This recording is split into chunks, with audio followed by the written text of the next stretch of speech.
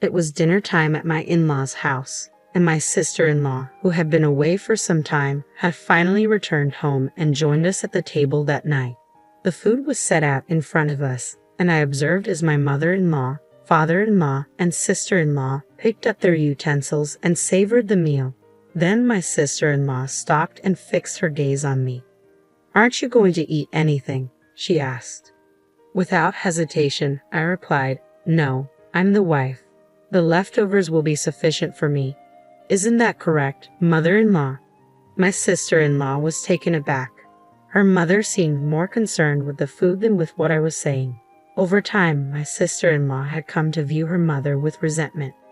Let me introduce myself. My name is Kate. I'm a stay-at-home mom who juggles a part-time job, managing the house and raising my child. My husband is frequently away on business trips, leaving me to handle things alone. Of course, I can't complain. We're in love, and he earns enough money to keep the house in good condition. My main concern, however, has always been my mother-in-law, who lives within walking distance. She often calls me over for trivial matters.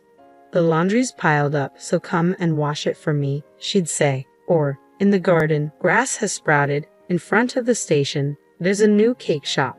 She constantly requests that I run errands for her. It's only natural to need help at times. I could forgive her if she did these things once in a while, but it has become multiple times a day. Honestly, it's been nothing more than a nuisance. I wouldn't mind assisting my mother-in-law if she had a health problem or some other reason that would prevent her from doing these things on her own. However, my mother-in-law is in perfect health, save for her obesity, but she hasn't reported her weight having an effect on her ability to function normally. At my in-laws' house, I am treated as though I am a maid. My father-in-law, unlike his wife, adores me. However, he is completely unaware of the way she treats me. My mother-in-law only calls me when he's out of the house. When I let my husband know about this, he claimed that he would talk to his mother about it. And he has. He's warned her time and time again. But she, on the other hand, would make a fuss about it. She promised that she would help me, but when I asked her to, she changed her mind. She'd say, instead of expressing regret, she would cry and claim that I hated her, painting herself as the real victim. After several times of going through the same thing, I felt awkward bothering my husband with it anymore. I knew that he was so hard at work, and I felt guilty asking him to help me repeatedly. Eventually, I stopped asking him. Perhaps this is what my mother-in-law wanted, but either way, I found myself in a place where I couldn't talk to anyone about what I was going through. I spent my days alone, dealing with her. As of late, her demands on me had increased. One morning, I was made to clean up my in-laws' garden. She instructed me to cut branches from the trees in the yard and gather them all up. It was exhausting work, especially as the sun climbed higher into the sky. I was sweating, but I couldn't stop to drink. By the time I was able to take a break, I went inside the house to find that it was past noon. My mother-in-law was laying on the sofa in the living room, completely relaxed, watching TV and eating chocolates. Her t-shirt was covered in wrappers. "I'm hungry. Make something for me from whatever's in the fridge," my mother-in-law ordered me, not taking her eyes off the television. I sighed as I walked into the kitchen and laid eyes on the mountain of dishes that had piled up in the sink. "You'd better get started. My friends are coming over tonight, and I want the whole place to be absolutely spotless." "There's no time to dither," she continued as she devoured more sweets. I asked her to assist me, even just a little, but she didn't care to respond. When she was uncomfortable with what I said, she would pretend as though I was not even there. Soon enough, I cleaned up the dishes and prepared fried rice for the both of us to eat. I set the table for the meal and placed both plates onto it. "Fried rice again? Can't you think of anything else?" she complained, but she began to eat her meal with gusto. I too was starving, but I was hoping that my husband had messaged me, so I checked my phone before eating. By the time I had put my phone back down, I was shocked to discover that the plate I had placed in front of me had vanished. My mother-in-law was devouring my meal. She had already finished her own. "That is my food, ma'am," I said aloud. By this point, however, my mother-in-law had already consumed more than half of it. "I'm still hungry. It's your fault that you only cooked a small amount of food. You're just the wife, after all. You'd think that you'd make more, considering you know the wife eats after the rest of the family's finished. But no, You don't even comprehend that, my mother-in-law retorted, quickly devouring the remaining fried rice without waiting for me to respond. There was nothing left. No rice, no vegetables, no meat, nothing at all. Now start cleaning up, my mother-in-law said. My friends will be here soon. With that, she got up and marched back to the sofa, opening a bag of chips with a loud tear, spilling pale yellow crumbs onto the rug beneath her. I vacuumed the floor silently, imagining the vacuum cleaner as my mother-in-law, sucking up every bit of food and every last ounce of my dignity into a cyclone until nothing was left behind.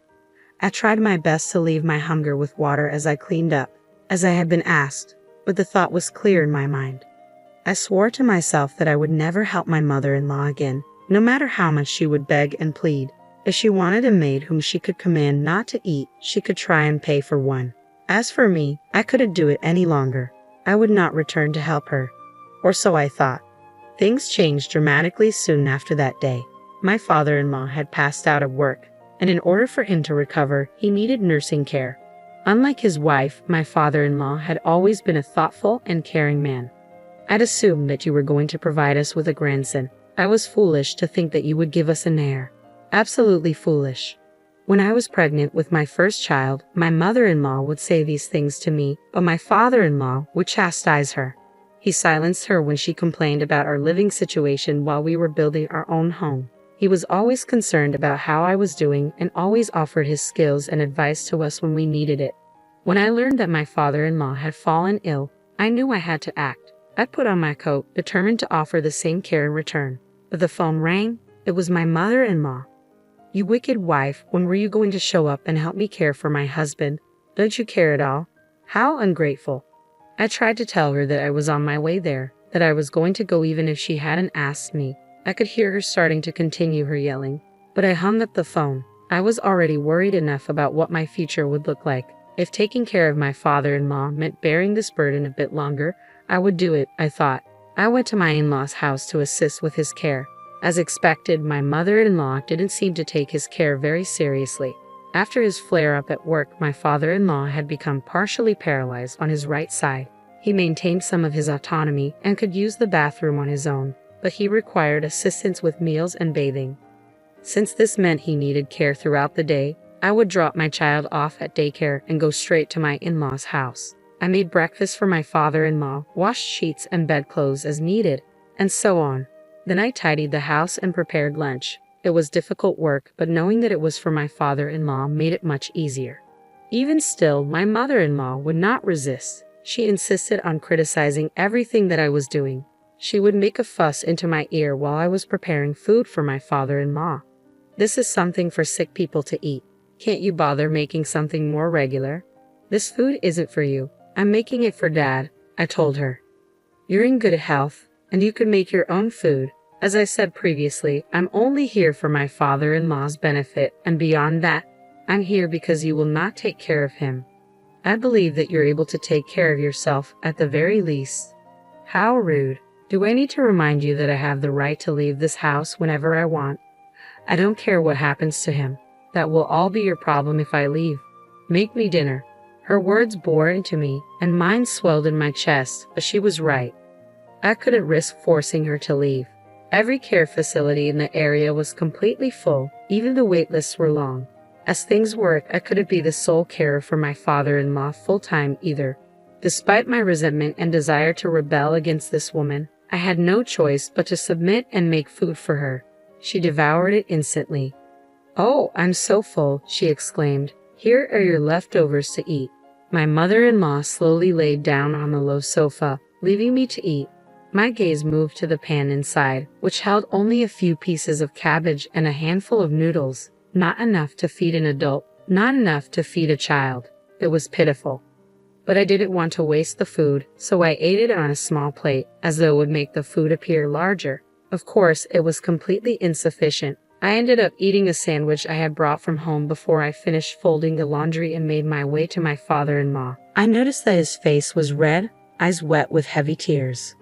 "I'm so sorry," my father-in-law said. He must have overheard what happened in the kitchen. I asked him to be sure, my poor father-in-law. He nodded his head yes. and the shame in his expression was too much to bear. "It's because I've become so ill," he said. "That's why she's treating you so poorly." "No, no," I softly assured him. "Please, you've been very good to me, treated me as though I were your own.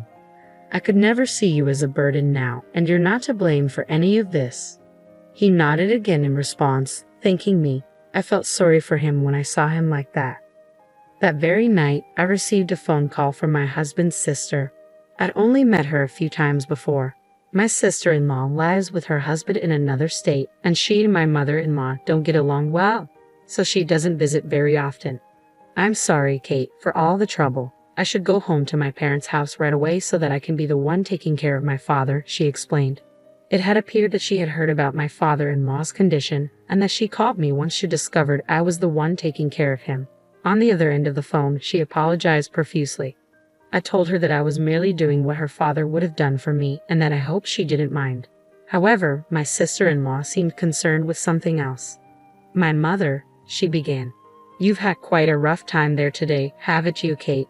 My sister-in-law, like my father-in-law, is wise. She likely knows that my relationship with my mother-in-law has been strained since I've been spending more time taking care of him. I really do appreciate her concern, though it makes me wonder.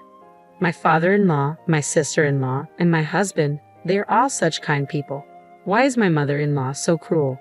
I couldn't help but become curious. "Yes, I'm fine for the time being, though." I let the conversation drift, but my sister-in-law seemed to sense the pain in my voice. After a few moments of silence, she said, "I'll be returning home at the end of the year. I'll let my parents know so you don't have to worry about it any longer, Kate." To be honest, I was exhausted. Housework, childcare, part-time work, and caring for my father-in-law every day. It was enough as it was, but also preparing food and cleaning for my mother-in-law, listening to her words full of hate and disappointment. I was feeling trapped. If something hadn't happened soon, I would have broken completely, so my sister-in-law's words were very reassuring to me. Until then, though, my mother-in-law remained the same. No, in fact, she was getting worse.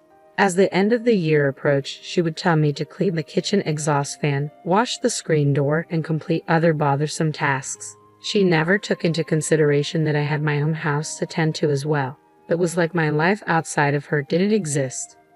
I wouldn't have time to prepare dinner for us all on New Year's Eve with my cramped schedule, so I spoke with my husband, and we decided to order it online. What a waste of money, I thought. If you're going to be someone's wife, you want to know how to at least make food. What are you good for? Of course, my mother-in-law was not pleased. "You're a wife too." I wanted to scream at her, but I couldn't. I didn't want my father-in-law to overhear us arguing. I didn't want him to think that this was all his fault. I managed to calm her down by promising to prepare the New Year's Eve meal myself. Music. My sister-in-law arrived at the house on New Year's Eve. She was alone. "Oh, it's your first time home in years, and still, you have nothing to show for it. You're all alone now. Whatever happened to that pathetic husband of yours? Did he divorce you for taking his place as the man of the house?" My mother-in-law hurled insults at her daughter without even saying hello. But when I saw my sister-in-law, I felt that familiar presence. It was as though I was looking at my own reflection as I saw her calmly respond. "I couldn't bring my beloved husband here with me. I couldn't bear you being as cruel to him as I knew you would be. Anyways, I came home to see my father, not you." After saying this, my sister-in-law quickly departed into my father-in-law's room. At this rate, the New Year's dinner was not going to go very well. I had made a few dishes, but by dinner time, those dishes were more lively and pleasant than the people present to eat them. The only sound that I could hear in the quiet living room was a pot simmering softly. I served my father-in-law some food. My mother-in-law began to greedily eat the boiled meat on her plate as if on cue. My sister-in-law only looked on coldly. My husband had been attending his company's end-of-the-year party, and he wasn't with us on that night. Had he been there, the atmosphere might have become tolerable or even upbeat. He always brought that to every room he entered. I was wishing for this as I hopelessly assisted my father-in-law the best that I could. "Kate, why aren't you eating?"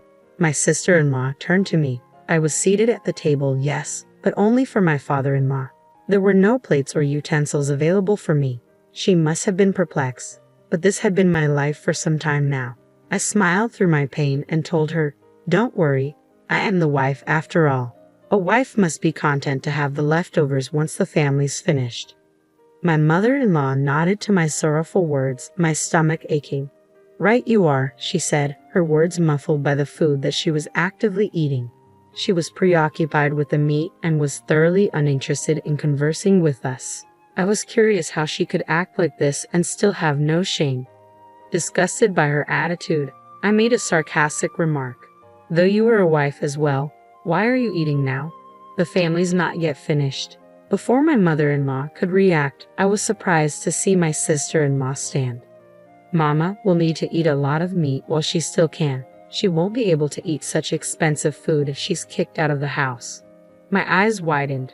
My sister-in-law presented a document, a single packet of papers that would change everything. They were divorce papers. My father-in-law appeared to be in on all of this as I watched the two of them make eye contact. At last, my mother-in-law's hands came to a halt. Father's divorcing you because he's finally run out of patience. He's been accepted into a very nice care facility and is planning on selling this house as soon as he's moved in, my sister-in-law announced. My mother-in-law nearly spat out her dinner. She hurriedly swallowed her mouthful and looked at her husband and daughter. If you dare do something like that, you'll have hell to pay in alimony. Her face was turning red as she yelled her threat. I'm afraid that's not going to be an issue, though if you insist, we can take you to court over it. We have ample evidence of your disregard for the needs of the family and the neglect of your husband, my sister-in-law replied calmly. My mother-in-law was enraged, but when the word court was mentioned, her attitude swiftly changed. I'm sure she's well aware of her disadvantage if things came to that. I'm sorry for everything, she said, as though she was a different person. She whimpered and kneeled on the spot, begging for forgiveness. My sister and father-in-law, on the other hand, had nothing to say to her pitiful display. She kept apologizing, but there was nothing that she could do. All of us in that room knew that she was in the wrong. You'd better get started signing these papers. Once you're done, you can pack your things and leave the house, my sister-in-law said, relentless in her demand. The years of abuse had welled up within her, and she would not back down on her demands. My mother-in-law would be packed and gone, leaving her alone in the freezing New Year's weather. It seemed that my mother-in-law was also abusing my father-in-law on a daily basis. She betrayed him, telling him that he was worthless and that she wished he would have just passed away instead of becoming such a burden. My father-in-law was very smart. He kept track of her daily outbursts and organized them with the help of my sister-in-law. The data that they had both accumulated was crucial in fighting their case in court. By the end, the claim was settled by offsetting it with a share of property, leaving my mother-in-law homeless. She currently lives in a rundown apartment and is working part-time to get by. She has become a different person in her struggle. She hasn't been able to afford many nice foods and has lost much of her weight, but she is even less healthy now than before. My father-in-law now spends his days living in a luxury nursing home run by a friend of my sister-in-law. They see to it that he is not only healthy every day but happy too. He's made friends with many of the other residents. I pay him visits at least once a week. Progress has been astonishing. Thanks to his rehabilitation, he's regained more movement in the right side of his body. He smiles more frequently, laughs more. It's wonderful. I have made a friend too. My sister-in-law and I have become close and we communicate often. We both want more than anything to keep supporting my father-in-law as best as we can. We will treasure the peace that has finally come to us.